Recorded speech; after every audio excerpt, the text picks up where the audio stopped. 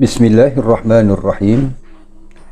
Muslimin dan muslimat yang dikasihi Allah, Assalamualaikum warahmatullahi wabarakatuh. Alhamdulillah, wassalatu wassalamu ala man la nabiyya ba'dah, Nabiyyina Muhammadin sallallahu alaihi wasallam wa ala alihi wa sahbihi wa man tabi'ahu wa wala. Selamat kita bertemu kembali dalam siaran di mana kita bersama-sama menghayati firman Allah Subhanahu wa taala, kembara kita di alam firman menerusi surah At-Takwir, yang mana siaran ke-9 ini insya-Allah akan terus kita hayati firman-firman Allah Subhanahu wa taala di ayat 22 dan seterusnya. Namun izinkan saya, sebelum kita menghayati ayat 22 ini, pada siaran yang lalu, bahagian yang ke-8, kita alhamdulillah telah pun menghayati 3 ayat, ayat 19, 20 dan 21, di mana pada ketiga-tiga ayat ini, secara kesimpulannya kita dapati Allah Subhanahu wa taala menegaskan bahawa Al-Quran yang Nabi kita Nabi Muhammad sallallahu alaihi wasallam sampaikan kepada penduduk Makkah buat pertama kalinya adalah firman-firman yang bukan direka-reka oleh Muhammad itu sendiri.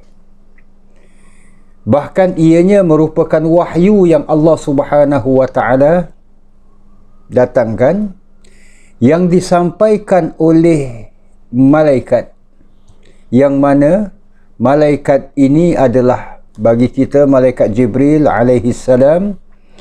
Allah Subhanahu wa taala menjelaskan beberapa sifat yang dimiliki oleh malaikat berkenaan. Malaikat Jibril ini, ia adalah rasul, iaitu utusan daripada Allah, yang mana Allah Subhanahu wa taala ini adalah Tuhan yang maha kuat, yang maha gagah, yang empunya arasy, yang mana malaikat Jibril ini ditaati oleh sekalian kelompok malaikat yang lain. Maka di ayat 22 kita insya-Allah akan sama-sama menghayati Allah Subhanahu wa taala menegaskan pula, insan yang kamu cemooh, insan yang kamu tuduh gila, insan yang hanya tugasnya menyampaikan firman Allah, menjalankan tanggungjawabnya sebagai seorang Nabi dan Rasul, yang kamu akhirnya musuhi Nabi dan Rasul ini, wahai orang-orang musyrikin Quraisy. Allah Subhanahu wa taala mempertahankan Nabinya sallallahu alaihi wasallam. InsyaAllah, izinkan saya mengajak para jamaah yang dirahmati Allah, kita selongkar ayat 22 hingga 25 dengan izin Allah Subhanahu wa taala. Firmanullah, a'udzu billahi minasyaitonir rajim. Wa ma sahibukum bimajnun. Dan sebenarnya sahabat kamu, yang dimaksudkan sahibukum, sahabat kamu ini tak lain dan tidak bukan adalah Nabi kesayangan kita, Nabi Muhammad sallallahu alaihi wasallam, bimajnun. Bukanlah ia seorang yang gila, yang mereka tuduh. وَلَقَدْ رَآهُ بِالْأُفُقِ الْمُبِينِ. Ini ayat 23 pula. Dan demi sesungguhnya Muhammad telah mengenal dan melihat. Yang dimaksudkan mengenal dan melihat adalah mengenal dan melihat Jibril bil ufuqil mubin, di kaki langit yang nyata. Wa ma huwa 'alal ghaibi bidhanin, dan bukanlah Muhammad seorang yang boleh dituduh bahkan disangka buruk terhadap penyampaiannya mengenai perkara-perkara yang ghaib. Yang mana Muhammad ini bila menyampaikan perkara-perkara yang ghaib, ialah perkara-perkara seumpama lepas kematian adanya kebangkitan, adanya hari kiamat, sesuatu yang akan berlaku pada masa hadapan, in future. Ini kan benda-benda ghaib. Ada syurga, ada neraka. Jadi Allah Subhanahu Wa Taala menegaskan Muhammad ni sebenarnya tak layak, tak patut dituduh, bahkan disangka buruk terhadap apa yang dia sampaikan yang berkaitan dengan perkara-perkara yang ghaib. Wa ma huwa biqauli syaitanir rajim. Dan sebenarnya Al-Quran itu bukanlah perkataan syaitan, yang mana syaitan ini direjam. So muslimin dan muslimat yang dirahmati Allah, inilah ayat 22 sehingga 25 dari surah At-Takwir. Firmanullah, kita selongkar insya-Allah. Nabi Muhammad dituduh sebagai orang gila selepas orang-orang musyrikin Quraisy, yang mana bila Nabi SAW menyampaikan ajaran Islam, mengajak manusia beriman kepada Allah Subhanahu Wa Taala, Nabi dituduh sebagai seorang penyair, Nabi dituduh sebagai seorang tukang sihir, Nabi dituduh sebagai seorang tukang tenung. Akhirnya Nabi dituduh sebagai orang gila. Dan Allah Subhanahu Wa Taala, kalau kita perhatikan ayat 22 ini cantik sekali. Allah Subhanahu Wa Taala berfirman, Allah tidak menyatakan wa ma Muhammadun, dan bukanlah Muhammad itu, tapi Allah menggunakan ataupun berfirman dengan perkataan wa ma sahibukum, dan bukanlah sahabat kamu. Sahabat. Muslimin dan muslimat yang dirahmati Allah, kita ambil contohlah, minta maaf lah, biasa contoh kita ni bila kita pinjam nama, tak ada nama yang lain, inilah nama popular bagi kita, Pak Mat dengan Pak Ali. Pak Mat dengan Pak Ali bersahabat baik, dan persahabatan mereka pula telah terjalin sejak daripada muda. Sama-sama pernah apply kerja. Pak Mat diterima, Pak Ali tak dapat. Tapi persahabatan mereka kekalkan terus. Walaupun mereka kemudian, contoh saja, daripada kampung yang sama, bila kampung pecah, mereka tinggal di rumah-rumah flat umpamanya, maka Pak Ali tinggal di kawasan sebelah barat, Pak Mat pula tinggal di kawasan sebelah timur. Walaupun demikian, persahabatan mereka kekal terjalin dan mereka sering berhubung. Malah bukan sekadar itu saja, ini luaran. Pak Mat bila dikatakan bersahabat dengan Pak Ali, Pak Mat kenal betul dengan Pak Ali. Pak Mat tahu Pak Ali bila free time dia, sesuai untuk aku call umpamanya. Pak Ali pula cukup kenal.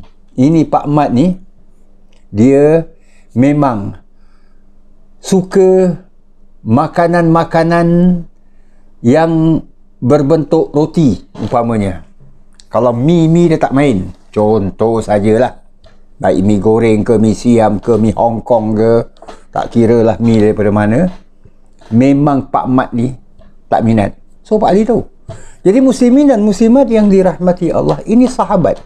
Bila dikatakan sahabat, kita cukup kenal dengan dia. Jadi bila Allah firmankan, wa ma sahibukum bimajnun, jadi bermakna Muhammad ini bak sahabat kamu. Maknanya kamu kenal. Kamu cukup kenal Muhammad ini orangnya gila atau tidak. Sebab itu Allah menafikan dengan mengatakan wa ma sahibukum bimajnun. Dan yang keduanya pada perkataan bimajnun, adanya huruf ba, berbaris bawah, bimajnun, sebagai menunjukkan penafian yang teramat tegas. Ini dia. Allah menafikan yang Muhammad ini yang kamu tuduh sebagai orang gila, kamu sendiri kenal. Muslimin dan muslimat yang dirahmati Allah, akhirnya timbul persoalan. Apakah setiap sesuatu yang tak dapat dicapai oleh akal akan dianggap gila?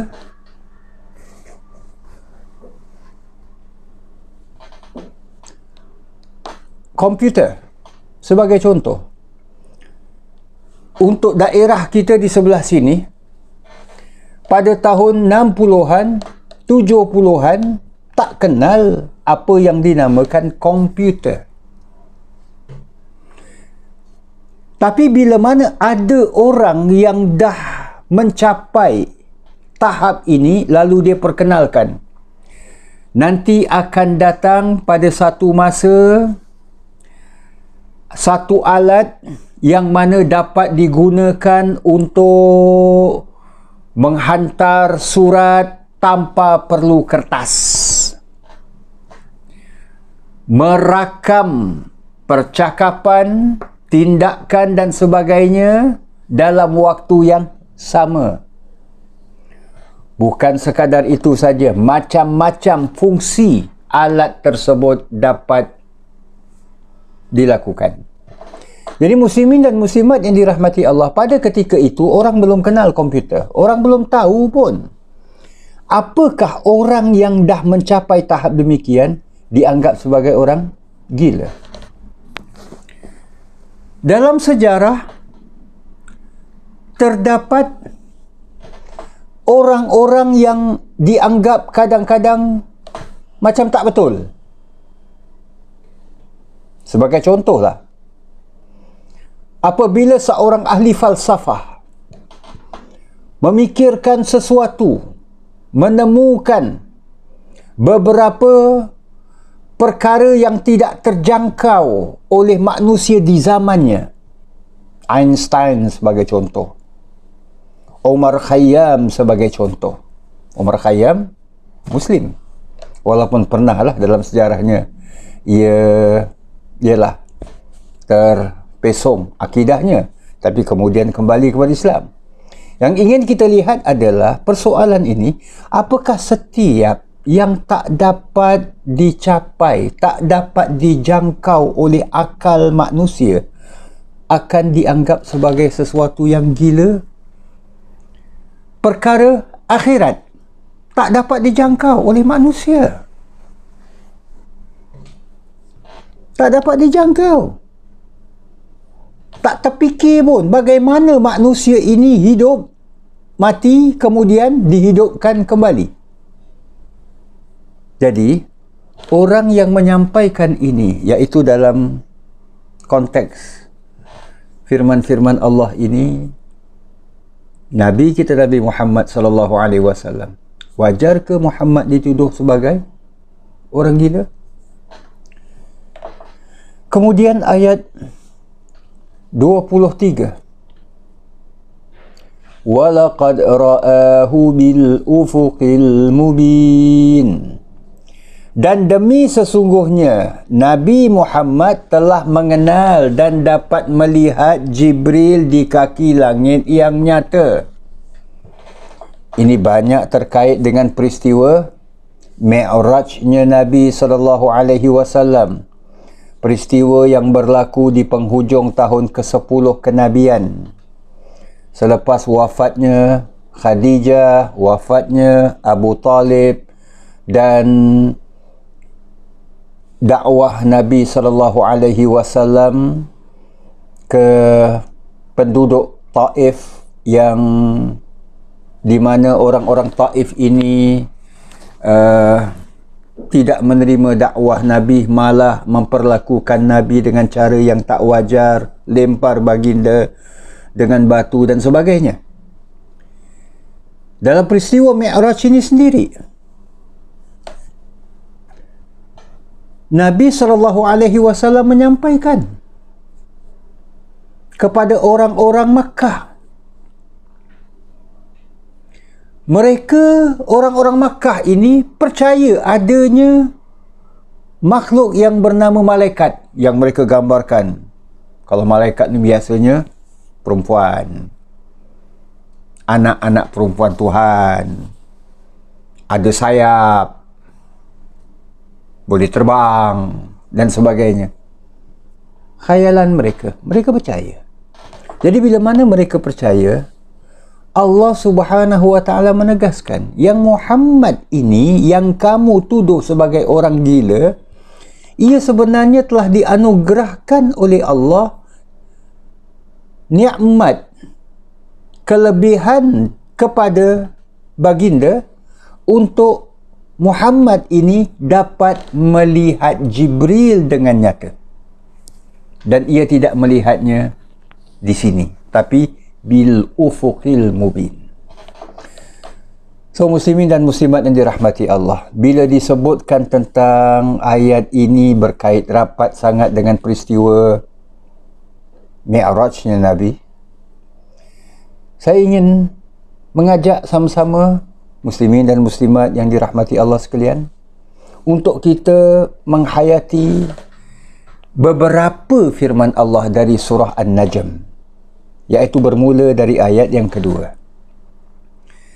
Kalau nak ikutkan surah An-Najm ini, ayat yang terkait dengan peristiwa Mi'rajnya Nabi SAW adalah dari ayat 2 hingga ayat 18. InsyaAllah kita akan mengambil sedikit daripadanya, di mana Allah Subhanahu wa ta'ala berfirman pada ayat kedua surah An-Najm, ma dhalla sahibukum wa ma ghawa. Sahabat kamu, iaitu Nabi Muhammad SAW. Sekali lagi Allah menggunakan selain daripada surah At-Takwir ini, di surah An-Najm ayat kedua Allah pun menyebutkan yang Nabi kita ini adalah sahibukum, sahabat kamu, rakan kamu. Dan sahabat kamu ini, iaitu Nabi Muhammad SAW, yang kamu tuduh dengan berbagai tuduhan, termasuklah tuduhan gila dan sebagainya, tidaklah dia dhalla, menyeleweng atau tersesat, dan juga wa ma ghawa, iaitu terpesong daripada kepercayaan sehingga dia ini mempercayai perkara-perkara yang salah. Kamu sendiri tahu, kalau orang gila, benda yang bukan makanan dia pun nak makan. Dia nampak bateri, dia time lapar, dia nampak bateri, dia pun nak makan. Ni boleh makan? Dia tanya. Dia akan apa? Jemput ke apa? Muslimin dan muslimat yang dirahmati Allah, Allah menafikan. So di ayat yang kedua Allah menegaskan. Kemudian di ayat yang ketiga surah An-Najm ini, wa ma yantiqu 'anil hawa, Dan Muhammad ini tidak bicara ikut hawa nafsunya. Maknanya ikut suka-suka apa yang sedap dia nak cakap, dia cakap. Apa yang sedap ia nak perkatakan, dia akan perkatakan. Tidak. Dia tidak berkata ikut hawa nafsunya. In huwa illa wahyu yuha. Tidak lain apa yang dia cakapkan itu, apa yang dia sampaikan itu adalah merupakan wahyu yang diwahyukan kepadanya. Wahyu dari Allah yang Allah Subhanahu wa taala wahyukan, ilhamkan, sampaikan melalui Jibril kepadanya. Allamahu syadidul quwa. Wahyu itu disampaikan dan diajarkan kepadanya oleh malaikat Jibril yang amat kuat, amat gagah. So, Allah Subhanahu wa ta'ala menyatakan, ini ayat kelima surah An-Najm. Zu mirratin fastawa. Lagi mempunyai kebijaksanaan. Kemudian ia memperlihatkan dirinya kepada Nabi Muhammad dengan rupanya yang asal. Kita biasa dengar ceramah asatizah kita, pensyarah-pensyarah kita, bila mana berlakunya ataupun kebiasaannya lah ikut tradisi kita, bila tibanya bulan Rajab, kita menyambut Isra' Mi'raj, adalah ayat-ayat ini antara lain dibacakan. Nabi kita dapat melihat Jibril dalam bentuknya yang asal. Wa huwa bil ufuqil a'la. Sedang ia berada di arah yang tinggi, di arah langit. Muslimin dan muslimat yang dirahmati Allah, ini ayat 7. So, sebahagianlah kita katakan tadi kan. Ayat 2 hingga ayat 7 surah An-Najm. Kalau keseluruhannya ia terkait sampai ayat 18. Jadi muslimin dan muslimat yang dirahmati Allah, persoalannya, Mi'raj Nabi ini adalah satu khayalan ke? Muhammad dibawa dengan burak, kemudian naik ke lapisan-lapisan langit dan sebagainya. Satu khayalan ke? Sesuatu yang akhirnya boleh dianggap gila ke? Jadi kembali kepada persoalan, apakah setiap yang tidak tercapai akal itu dianggap gila? Kamu sendiri maklum, orang-orang Makkah, malah orang-orang Arab umumnya, mereka adalah orang-orang yang cukup berpengetahuan, alim dalam ilmu falak, dalam hal-hal astronomi. Mereka meyakini bahawa kalau dinamakan langit, ada di sana sesuatu yang ada di balik langit. Sebab itu bila disebutkan 7 petala langit, mereka tidak menafikan. Sebab bagi mereka ni langit pun ada berlapis-lapis. Sebagaimana adanya bintang-bintang. Malah ada di antara kepercayaan mereka, bintang ini di langit satu, bintang yang itu pula di langit yang kedua. Wallahu alam. Ini kepercayaan mereka. Jadi bila mana peristiwa Isra' dan Mi'raj ini,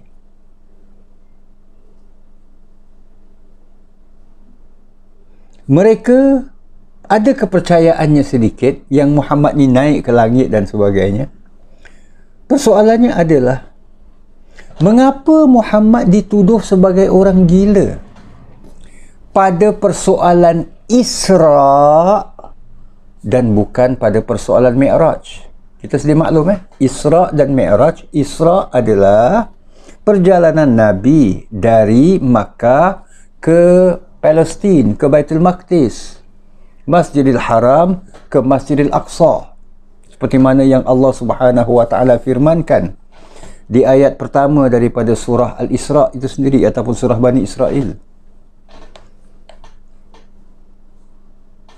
Ini bila mana mereka dengar saja daripada Abu Bakar As-Siddiq radhiyallahu an, mereka kata Muhammad ni dah confirm gila. Adakah patut ia dari Mekah pergi ke Palestin pada pagi-pagi hari berada di samping kita? Maknanya pada satu malam saja pergi dan balik. Kita nak sampai Palestin berminggu-minggu. So mereka dengan tuduhan, dengan apa, dengan dakwaan ini mereka menuduh Nabi kita sebagai orang gila. Tapi bila mana Nabi menyentuh tentang isu-isu langit yang mana mereka ada kepercayaan dan malah ilmu, seperti ilmu falak, kepercayaan mereka pada kerajaan langit dan sebagainya, ini mereka tak dapat menafikan. Jadi bagaimana ya? Kemudian bila kita jangkau ayat 24, ayat 25, kita dapati bahawa Al-Quran terus mempertahankan Nabi kita, Nabi Muhammad sallallahu alaihi wasallam. Wa ma huwa 'alal ghaibi bidhanin. Dan bukanlah Muhammad seorang yang boleh dituduh dan disangka buruk terhadap penyampaiannya mengenai perkara-perkara yang gaib. Wa ma huwa biqauli syaitanir rajim. Dan Al-Quran itu sendiri bukanlah perkataan syaitan yang kena rejam. Jadi Al-Quran pertahankan. Allah pertahankan Nabi-Nya sallallahu alaihi wasallam. Muhammad ini tak boleh dituduh sebagai orang gila, bahkan disangka buruk pun.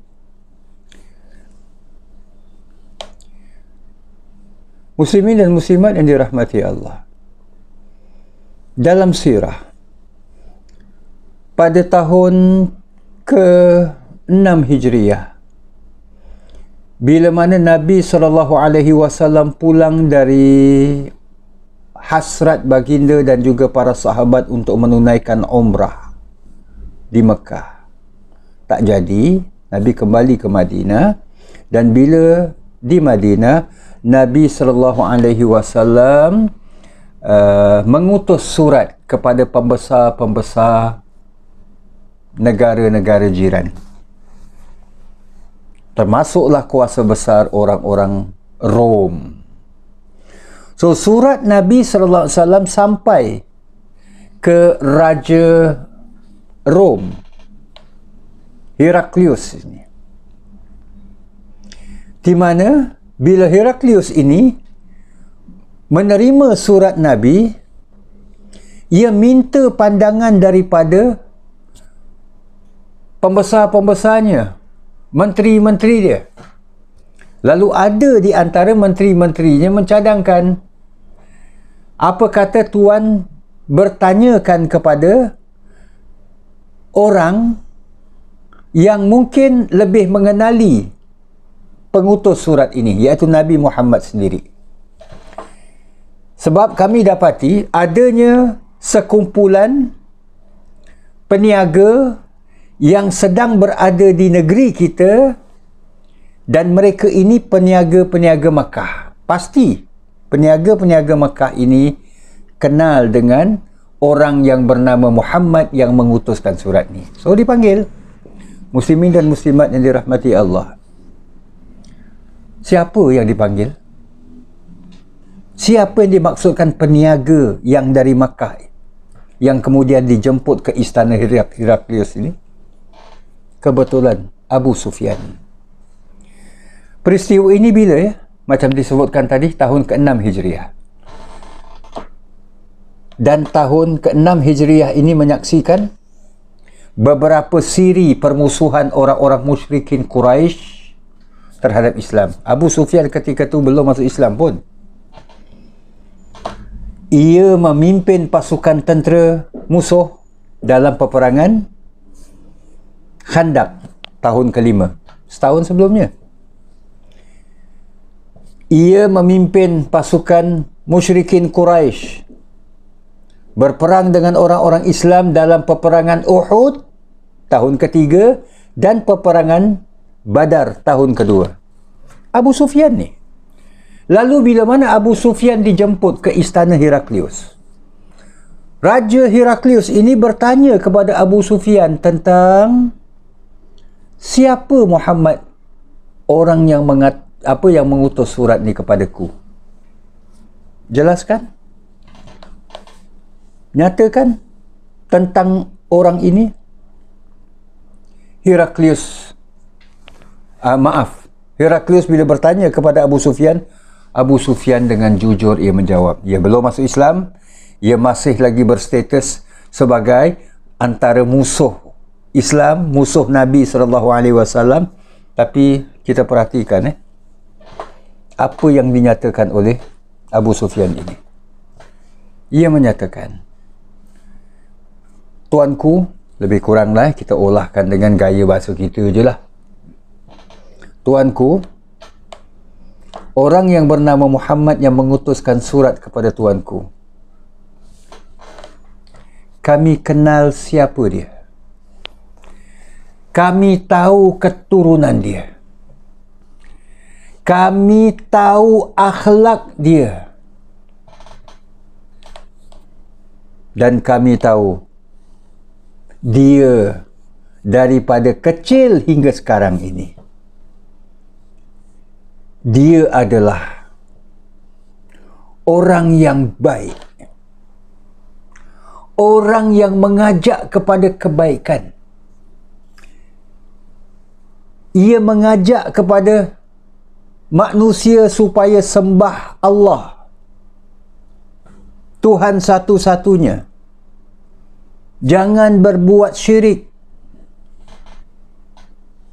menduakan ataupun menyembah Tuhan-Tuhan yang lain walau dengan sesuatu apapun. Dia mengajak orang supaya meninggalkan perkara-perkara jahiliyah yang diamalkan oleh datuk nenek moyang.